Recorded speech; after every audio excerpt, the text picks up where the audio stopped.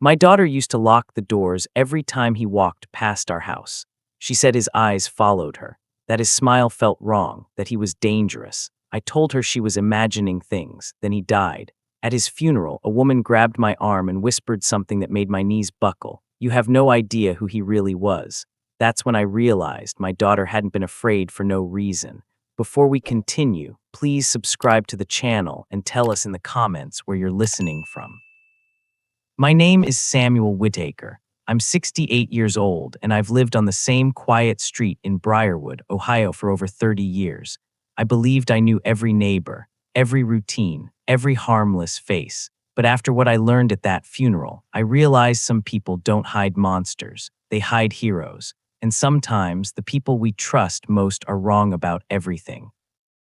The first time my daughter said it, I laughed. He's dangerous, she whispered, peeking through the curtain like a child afraid of thunder. I barely looked up from my newspaper. Dangerous, I said. Emily, he's an old man who waters his lawn at dawn. She didn't laugh. She stepped back from the window, locked it, then locked the door behind it. Dad, promise me you won't talk to him anymore. That was when I should have listened, but I didn't, because fear sounds ridiculous until it doesn't. His name was Mr. Calder, late 60s, quiet, always alone. He lived 3 houses down, the gray place with no decorations, no visitors, no sound. Every morning at exactly 6:10, he stepped outside, checked the street, then walked the perimeter of his yard, not casually, methodically, like he was counting something. My daughter noticed first. He watches, she said one night, not like neighbors do, like he's waiting. Waiting for what? I asked. For someone to mess up. I chuckled. She didn't. Emily was 17 then, smart, observant, not dramatic, which is why her fear unsettled me. She stopped walking alone, changed her routes, texted me whenever she was 5 minutes late. Once I caught her staring at the security camera feed on her phone. You okay? I asked. She swallowed. He stood outside my bedroom window last night. My stomach tightened. What do you mean stood? He didn't knock, didn't look around, just stood there, then left. I marched down the street that morning ready to confront him. He answered the door immediately, too immediately, like he'd been expecting me. Yes, he said calmly. Up close he looked tired, not sinister, just worn. Did you stand outside my daughter's window last night? I demanded. His eyes flickered. Your daughter? He repeated. Yes, a long pause. Then he said something strange. I stand outside many windows. My jaw clenched. What does that mean? It means, he said evenly, people don't always see what's looking back at them. I didn't like that answer. You stay away from my family, I snapped. He nodded once. Understood. No argument, no denial, just acceptance. That should have scared me more. After that, Emily got worse. Nightmares, locks double-checked, phone charged and under her pillow. One evening she burst into tears at dinner. He followed me, she cried. I know he did. Emily, Dad, please, she begged. He knows things. What things? Things he shouldn't. Pressed her. She hesitated, then said something I couldn't explain. He knew Mom's birthday. My fork froze mid-air. Your mother's birthday isn't public, I said. I know, she whispered. But he said it out loud like a reminder. That night I watched the street from the porch. At 6:10 a.m. he stepped outside. He looked straight at my house and raised his hand, not a wave, 2 fingers pressed briefly to his chest. A signal. To whom? Then one afternoon, everything stopped. Police cars. Ambulance, neighbors whispering. Mr. Calder was found dead in his living room. Heart attack, no struggle, no sign of panic, just gone. Emily didn't relax, she got worse. People like him don't just disappear, she said. I told her it was over. I was wrong. The funeral was 3 days later, small, quiet, closed casket. I went out of obligation. To prove to myself he'd been harmless. Emily refused to come. I don't want to see who shows up, she said. That sentence bothered me. At the funeral home, I expected emptiness. Instead, men in suits, women in black coats, faces tight, eyes scanning, not mourning, assessing. I stood near the back, uncomfortable. Then I noticed something. Every person there nodded at the casket, not respectfully, formally, like acknowledging rank. My chest tightened. I turned to leave. That's when a woman grabbed my arm. Firm grip, no hesitation. You're Samuel Whitaker, she said. Yes, who are you? She leaned close, voice barely above a breath.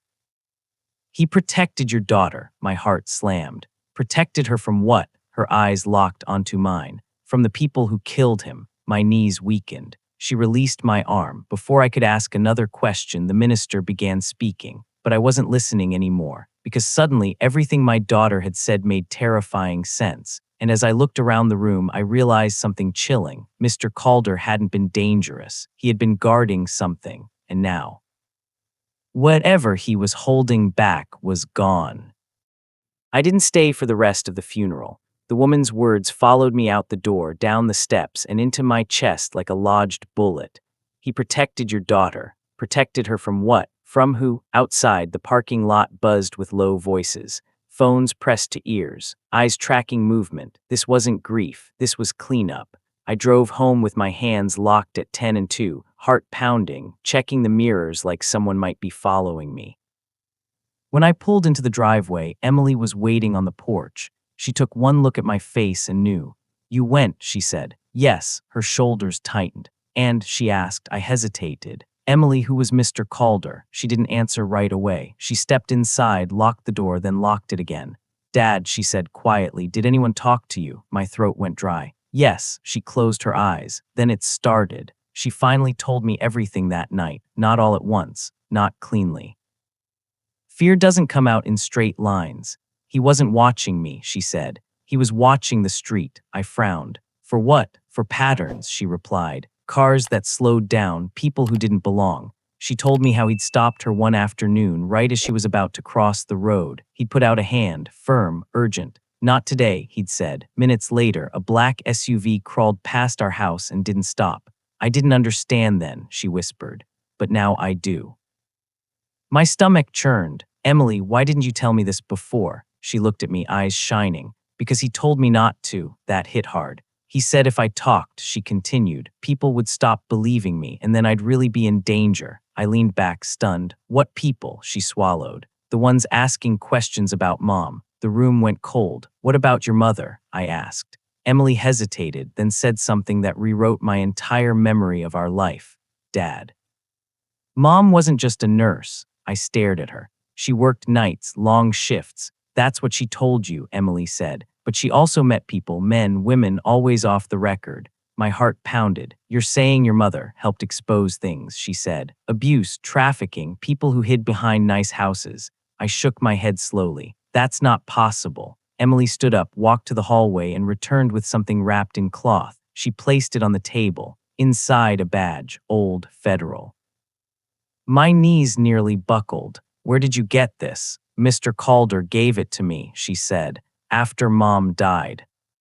Stared at the badge, hands shaking. "He said if anything happened to him," Emily continued, "I should give it to you." Something clicked. Mr. Calder hadn't been watching my daughter. He'd been covering for my wife, and when my wife died, he became the shield until he didn't. The next morning, a car I didn't recognize parked across the street. Engine running, windows tinted. It stayed there for 4 hours. When I stepped outside, it drove off. That night, someone knocked on our door. 2 men, clean. Polite federal energy. "We're following up on a death in the neighborhood," one said. "Mind if we ask a few questions?" Emily froze behind me. "What kind of questions?" I asked. "About Mr. Calder," the man said, "and about your late wife." I felt the ground tilt. "She died 10 years ago," I said. The man nodded slowly. "Some people's work lasts longer than their lives." I didn't invite them in. They left a card. No agency listed. Just a name and a number. That night, Emily whispered from her room, "They know." I sat on the edge of her bed like I used to when she was small. "Listen to me," I said. "We're not panicking." A crash sounded from outside. Glass. We ran to the window. Mr. Calder's old house, lights on. Movement inside. Someone was there. I grabbed my phone and dialed 911. Before they answered, my phone buzzed. A text. "Unknown number. You should have left this alone." Emily clutched my arm. The lights in Calder's house went out.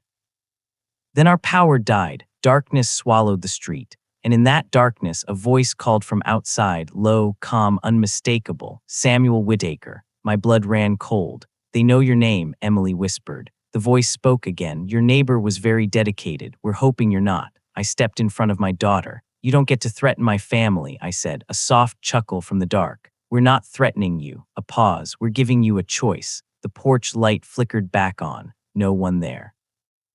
But on the step, an envelope. Inside was a photo. Emily, walking home from school, taken that afternoon. On the back, one line written neatly, "He can't protect her anymore."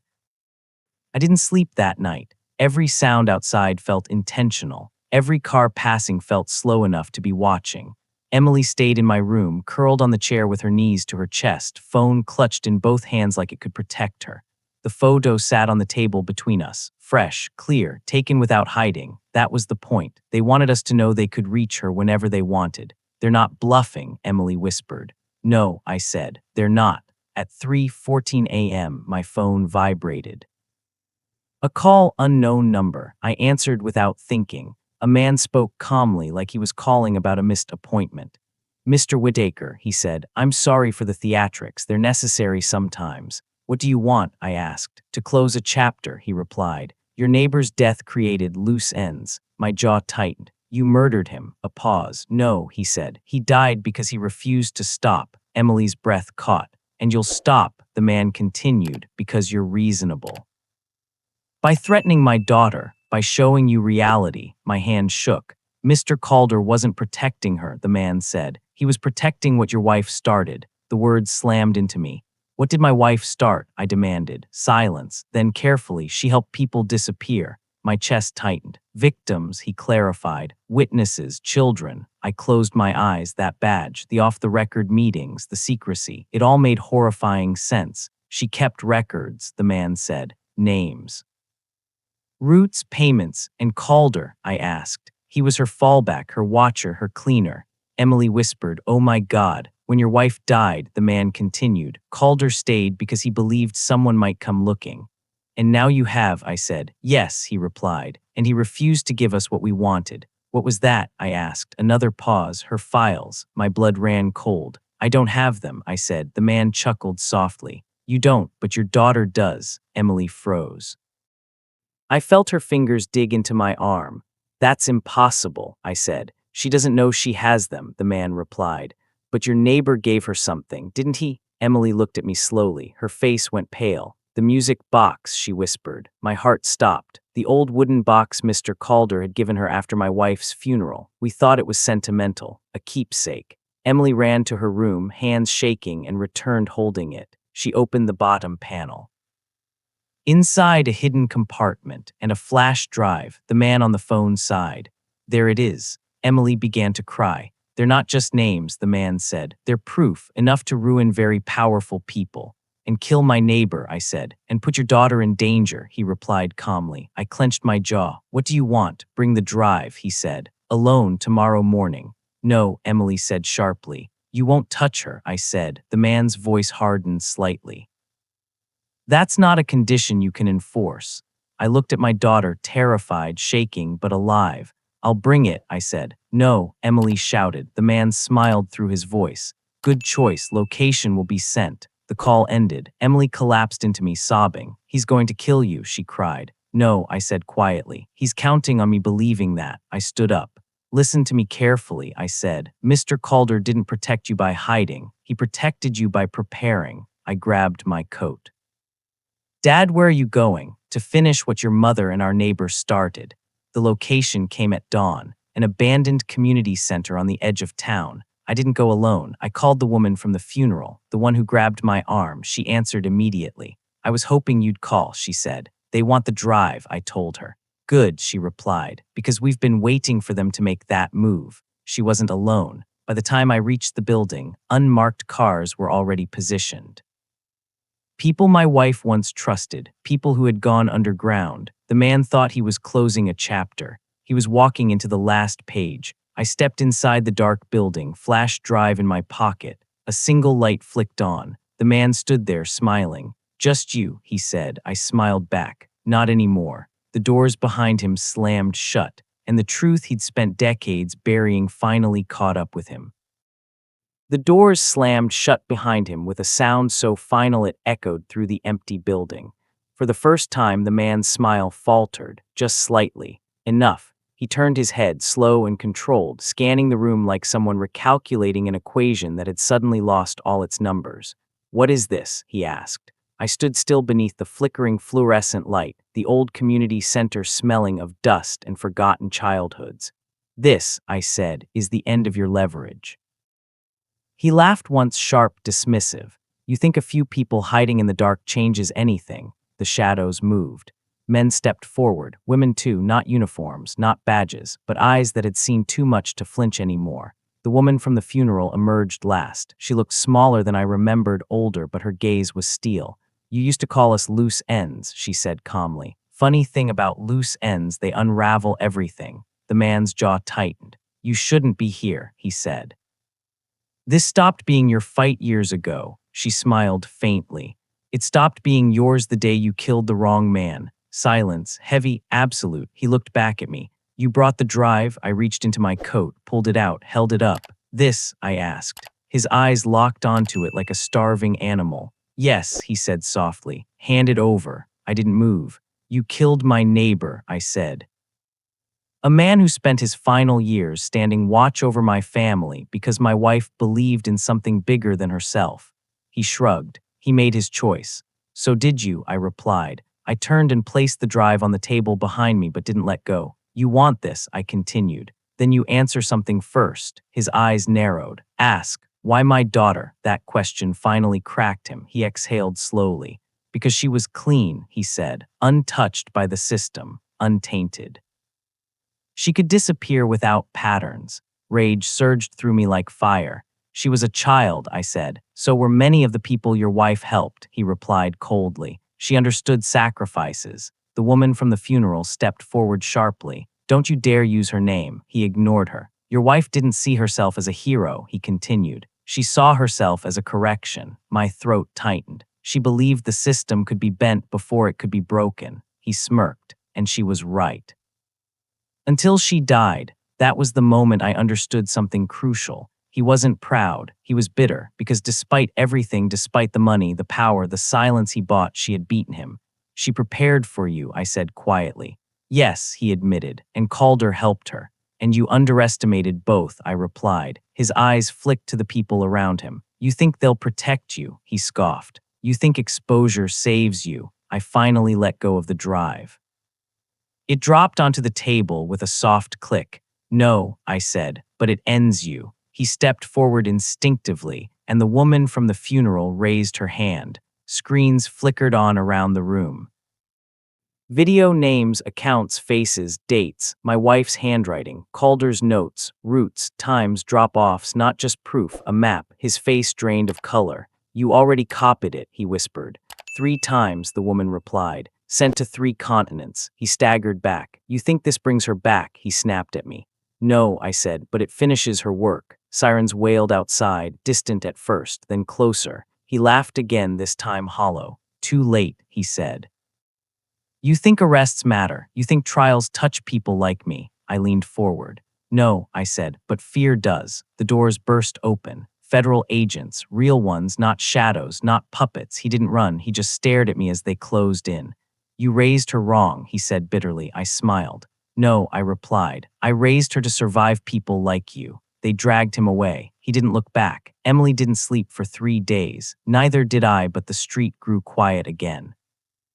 Too quiet at first, then peaceful. The gray house 3 doors down stayed empty. Eventually, flowers appeared on the steps, not from neighbors, from people who knew. Emily asked one night, voice small, was he really watching me? Yes, I said honestly, but not for the reasons you thought. She nodded. I felt it, she said, like someone was always standing between me and something bad. I swallowed. He was. She held my hand tighter. Weeks later, we buried Mr. Calder properly. No secrecy, no whispers. This time people stood tall. A man stepped forward, then another, then another. They didn't cry, they saluted. Emily placed a small card on the casket. It read, "Thank you for staying." The trial made headlines. My wife's name came out slowly, carefully, with respect, not as a footnote, as a force. Emily testified once, just once, clear, strong. When asked how she survived, she said, because someone believed a child was worth protecting even after the world forgot. On the anniversary of my wife's death, Emily and I stood on the porch. The street looked ordinary again, safe. I was wrong, I admitted. Emily looked at me. I thought you were afraid of him, she said. I was, I replied, but not for the right reason. She smiled softly. You listened this time. Yes, I said, and it saved us. As the sun dipped below the houses, a breeze moved through the street. For a moment, just a moment, I felt like someone was still watching. Not guarding, not warning, just checking, making sure the line held. I whispered quietly, "You can rest now." And for the first time in a very long time, I believed it.